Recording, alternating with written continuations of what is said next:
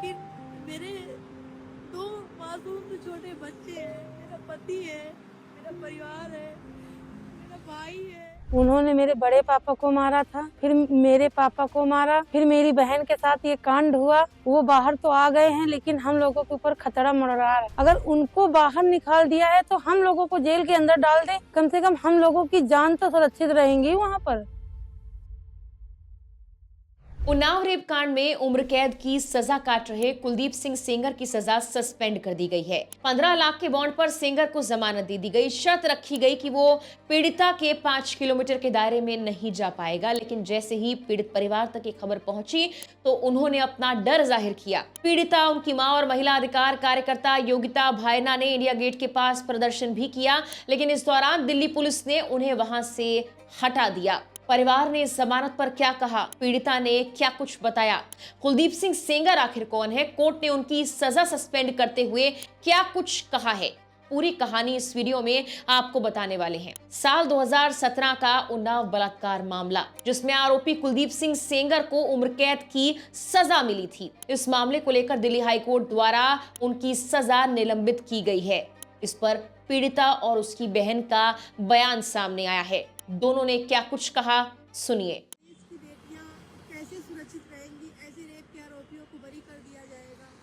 और आज मैं हाई कोर्ट गई थी, आज जजमेंट था और मैं उस जजमेंट को सुन के मुझे बहुत दुख हुआ है और मुझे बहुत वो हुआ कि मैं अपना सुसाइड कर लूँ। लेकिन मेरे दो मासूम से छोटे बच्चे हैं, मेरा पति है, मेरा परिवार है, मेरा भाई है।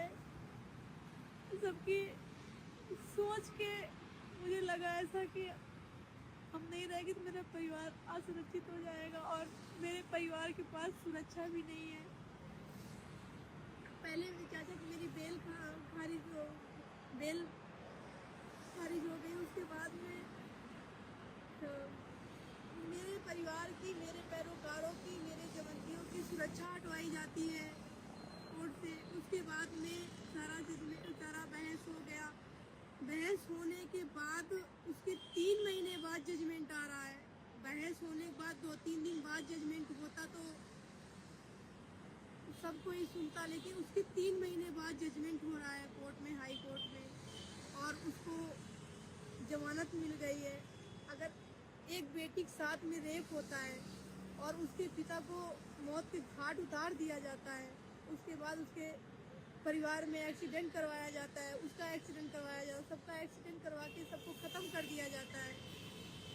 मैं उस मौत और ज़िंदगी से लड़के बाहर आई हूँ। मैं अपना केस लड़े, मैं अपना संघर्ष करे, फिर भी उसमें सारा कुछ सेटलमेंट करके कुलदीप सेंगर को हाई कोर्ट से जमानत दे दी गई। मुझे बहुत दुख है कि मेरा परिवार कैसे सुरक्षित रहेगा, क्योंकि मेरे 5 किलोमीटर के दूर कराएंगे। उनके आदमी तो दूर नहीं है, उनके आदमी तो मार देंगे आके, वो तो अपना रिकॉर्ड तो अच्छा दिखाएंगे, लेकिन उनके आदमी सारे बाहर हैं। मुझे इस चीज में खुशी नहीं है, मुझे राहत नहीं है। उन्होंने मेरे बड़े पापा को मारा था, फिर मेरे पापा को मारा, फिर मेरी बहन के साथ ये कांड हुआ। वो बाहर तो आ गए हैं, लेकिन हम लोगों के ऊपर खतरा मंडरा रहा है सर। और अभी क्या पता बाहर आने के बाद हम लोगों को, मेरे पूरे परिवार को खत्म कर दे। अगर उनको बाहर निकाल दिया है तो हम लोगों को जेल के अंदर डाल दे, कम से कम हम लोगों की जान तो सुरक्षित रहेंगी वहां पर। मेरा परिवार सुरक्षित तो रहेगा, हम लोग जिंदा तो रहेंगे। इन लोगों के हाथ से मरने से तो अच्छा जेल की रोटी खा ले, वो ठीक रहेगा। मेरी बहन इस समय उनको बेल मिली है, वो दुख में है, मुझे राहत नहीं है। मुझे कोर्ट का फैसला, अगर मेरे परिवार को कुछ हो रहा है तो कोर्ट जिम्मेदारी लेगी। अगर इंसान चला जाएगा तो इंसान के बदले इंसान देगा। अगर इंसान के बदले इंसान दे तो ठीक है, उनको बाहर बेल मिल गई है, कोई बात नहीं। लेकिन मेरे परिवार के ऊपर खतरा अभी बना, छोटे छोटे बच्चे हैं, मेरे भाई है, क्या पता उसके साथ क्या कर सकते हैं। और उनके बहुत सारे आदमी बाहर घूम रहे हैं, धमकियां देते हैं कि अब तो भैया आ ही रहे हैं, अब तुम मेरा क्या कर सकती हो, एक एक को मारूंगा। इसी तरीके धमकियां मिलती, इसीलिए मैं माखी में रहती हूँ। क्या करे, थाने जाएंगे तो मार देंगे, इसीलिए हमारी डर की वजह से जाते नहीं है सर। दिल्ली हाईकोर्ट ने उन्नाव रेप केस में उम्र कैद की सजा काट रहे भाजपा के पूर्व विधायक कुलदीप सिंह सेंगर को बड़ी राहत दी है। जस्टिस सुब्रमण्यम प्रसाद और हरीश वैद्यनाथन शंकर की बेंच ने सेंगर की सजा की अपील पर सुनवाई पूरी होने तक सस्पेंड कर दिया है। सेंगर के सजा के खिलाफ अपील की गई थी। अदालत ने कुलदीप सिंह सेंगर को 15 लाख रुपए के निजी मुचलके पर सशर्त रिहा करने का आदेश जारी किया है। साथ ही 4 शर्तें भी लगाई गई हैं। पीड़ित से 5 किलोमीटर दूर रहना होगा, हर सोमवार को पुलिस को रिपोर्ट करना होगा, पासपोर्ट संबंधित प्राधिकरण के पास जमा कराना होगा ताकि देश छोड़कर ना जा सकें। एक भी शर्त तोड़ी तो बेल रद्द कर दी जाएगी। अदालत के इस फैसले के बाद पीड़िता, उसकी मां और सामाजिक कार्यकर्ता योगिता भायना ने मंगलवार शाम इंडिया गेट पर विरोध प्रदर्शन किया। देर रात पुलिस मौके पर आई और प्रदर्शनकारियों को वहां से हटने के लिए कहा। इस दौरान पुलिस और प्रदर्शनकारियों के बीच बहस हुई, जिसके बाद पुलिस ने तीनों को जबरन इंडिया गेट से हटा दिया। महिला पुलिसकर्मी पीड़िता और उसकी मां को अपने साथ ले गए। तीनों को पुलिस कहां लेकर गई, इसकी आधिकारिक जानकारी सामने नहीं आ सकी। इस घटना पर प्रतिक्रिया देते हुए एक्टिविस्ट योगिता भायना ने पुलिस कार्रवाई पर सवाल उठाए। उन्होंने सोशल मीडिया प्लेटफॉर्म एक्स पर लिखा कि क्या एक गैंगरेप पीड़िता के साथ ऐसा व्यवहार उचित है? क्या न्याय की मांग करना उसकी गलती है? उन्होंने इसे न्याय व्यवस्था पर गंभीर सवाल खड़ा करने वाला बताया। एक्टिविस्ट योगिता ने कहा कि इस मामले में एक बच्ची और न्याय की उम्मीद रखने वाली हर बेटी के साथ गंभीर अन्याय हुआ है।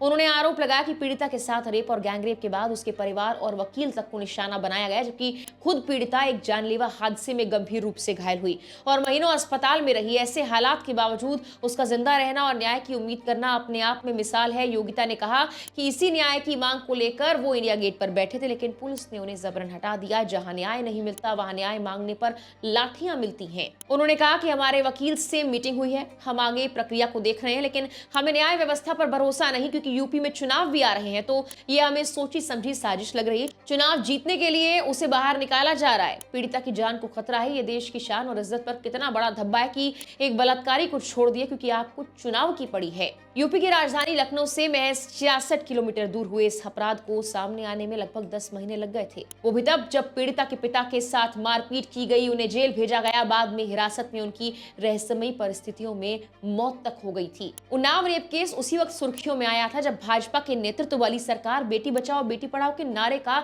जोर शोर से प्रचार कर रही थी। खैर, हम आपको इस पूरे मामले की टाइमलाइन सिलसिलेवार तरीके से बताते हैं कि कब क्या हुआ। सबसे पहले शुरू करते हैं साल 2017 से। 4 जून 2017 नाबालिग पीड़िता नौकरी की मांग को लेकर तत्कालीन भाजपा विधायक कुलदीप सिंह सेंगर से उसके आवास पर मिली। आरोप है कि वहां उसका रेप किया गया। 11 से 20 जून 2017 पीड़िता का अपहरण, नशा देकर कई दिनों तक गैंगरेप का आरोप। 20 जून 2017 रेप, अपहरण और आपराधिक धमकी से जुड़ी धाराओं में एफआईआर दर्ज। 22 जून 2017 मेडिकल जांच में देरी के बाद पीड़िता को दिल्ली भेजा गया। अगस्त 2017 पीड़िता सेंगर का नाम दर्ज कराने उन्नाव लौटी। आरोप है कि पुलिस ने नाम जोड़ने से रोका, चार्जशीट में नाम नहीं। साल 2018 की बात करते हैं। फरवरी 2018 पीड़िता ने अदालत में सेंगर का नाम जोड़ने की मांग की। 3 अप्रैल 2018 पीड़िता के पिता पर सेंगर के समर्थकों द्वारा हमले का आरोप। 5 अप्रैल 2018 पिता को आर्म्स एक्ट में गिरफ्तार कर लिया गया। 8 अप्रैल 2018 पीड़िता ने यूपी सीएम आवास के बाहर आत्मदाह का प्रयास किया। 9 अप्रैल 2018 पिता की पुलिस हिरासत में मौत, पोस्टमार्टम में 14 चोटें। 10 अप्रैल 2018 एसआईटी गठित, सेंगर का भाई गिरफ्तार, एसएचओ निलंबित। 12 अप्रैल 2018 केस सीबीआई को सौंपा गया, आईपीसी और पॉक्सो के तहत एफआईआर। 13 अप्रैल 2018 सीबीआई ने सेंगर को हिरासत में लिया, हाईकोर्ट ने तत्काल गिरफ्तारी पर जोर दिया। 15 अप्रैल 2018 शशि सिंह गिरफ्तार। 18 अप्रैल 2018 पीड़िता का बयान दर्ज, पिता की मौत पर अहम गवाह यूनुस मृत पाया गया। साल 2019 की बात करते हैं। मई 2019 लोकसभा चुनाव जीत के बाद भाजपा सांसद साक्षी महाराज ने सेंगर से मुलाकात की। 4 जुलाई 2019 पीड़िता के चाचा को पुराने मामले में सजा। 28 जुलाई 2019 ट्रक की टक्कर से पीड़िता की 2 बुआओं की मौत, पीड़िता और वकील घायल। 29 जुलाई 2019 सड़क हादसे में सेंगर समेत अन्य के खिलाफ एफआईआर दर्ज। 31 जुलाई 2019 सुप्रीम कोर्ट ने संज्ञान लिया। 1 अगस्त 2019 case Delhi transfer, fast track trial के आदेश। 9 अगस्त 2019 सेंगर पर आरोप तय। 11 सितंबर 2019 एम्स में विशेष अदालत में पीड़िता का बयान दर्ज हुआ। 16 दिसंबर 2019 कुलदीप सेंगर दोषी करार हुआ। 20 दिसंबर 2019 को उम्र कैद की सजा और 25 लाख रुपए जुर्माना लगाया गया। जबकि साल 2020 की बात की जाए तो 1 दिसंबर 2020 को हादसे में घायल पीड़िता के वकील महेंद्र सिंह की मौत भी हो गई। और अब साल 2025 जब 23 दिसंबर दिल्ली हाई कोर्ट ने कुलदीप सिंह सेंगर की सजा निलंबित कर दी। लेकिन अब ये सवाल है कि जमानत के बाद क्या सेंगर जेल में ही रहेंगे या फिर बाहर आ जाएंगे। अदालत द्वारा सजा सस्पेंड किए जाने का मतलब ये नहीं होता कि आरोपी को बरी कर दिया गया है या उसकी सजा खत्म हो गई है। इसका अर्थ यह है कि जब तक दोष सिद्धि के खिलाफ दायर अपील पर अंतिम फैसला नहीं हो जाता तब तक दी गई सजा को अस्थायी रूप से लागू नहीं किया जाएगा। इस मामले में दिल्ली हाई कोर्ट ने दंड प्रक्रिया संहिता सीआरपीसी की धारा 389 के तहत कुलदीप सेंगर की सजा सस्पेंड की है। कोर्ट ने साफ किया कि अगर अपील खारिज होती है तो सेंगर को बाकी सजा पूरी करनी होगी। रेप केस में सजा सस्पेंड जरूर कर दी गई है, लेकिन कुलदीप सेंगर पीड़िता के पिता की कस्टोडियल डेथ मामले में 10 साल की सजा काट रहे हैं। इस केस में उन्हें अभी जमानत नहीं मिली, इस वजह से सेंगर फिलहाल जेल में ही रहेंगे। फिलहाल के लिए इस वीडियो में इतना ही।